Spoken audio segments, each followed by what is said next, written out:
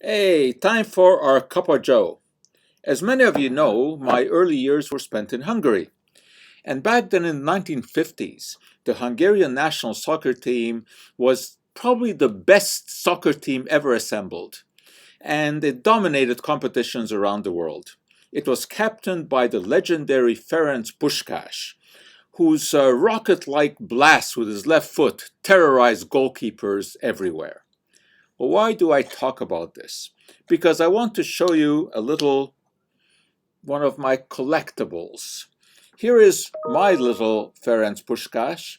He's wearing the uniform of the Hungarian national team, and he was indeed number 10, although back in those days they certainly did not have their names on the back of the uniform. Well, my little Puskas here is a Lego piece, and that's what I want to talk about, because he's a special kind of Lego piece. As you may imagine, Lego uses a tremendous amount of plastic, about 100,000 metric tons a year, that they turn into some 110 million bricks and this billion bricks. And, these are what the classic bricks look like. And it's a great toy. Now, my little Pushkash here is made of biopolyethylene, because the ethylene used to make it comes not from petroleum resources, but from ethanol that is fermented from sugarcane. So it is sustainable and renewable. And the company, of course, is very interested in finding ways to produce plastic without having to rely on new petroleum resources.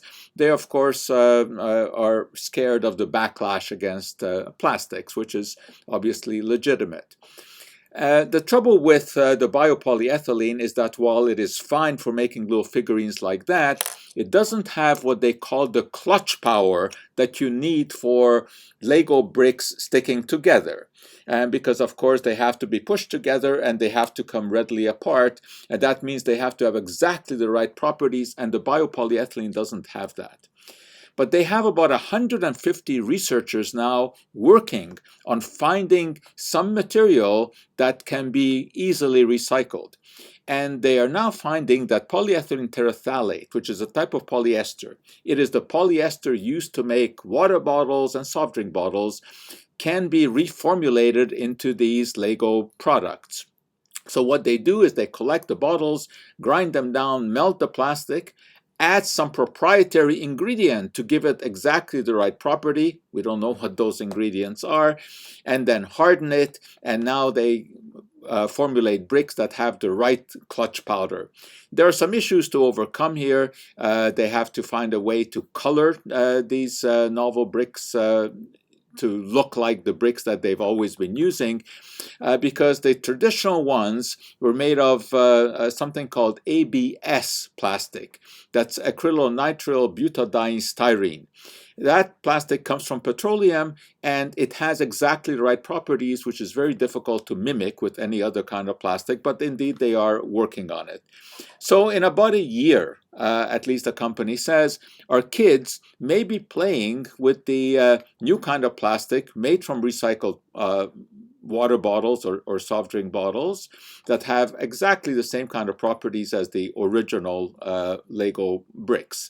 And of course, they are more environmentally friendly and a more sustainable technology, and they're recyclable. However, my little Pushkash here is not going to see any kind of recycling facility. I can tell you that he is staying right here on my desk, a great memento of a childhood long past. Thanks for listening. See you next time.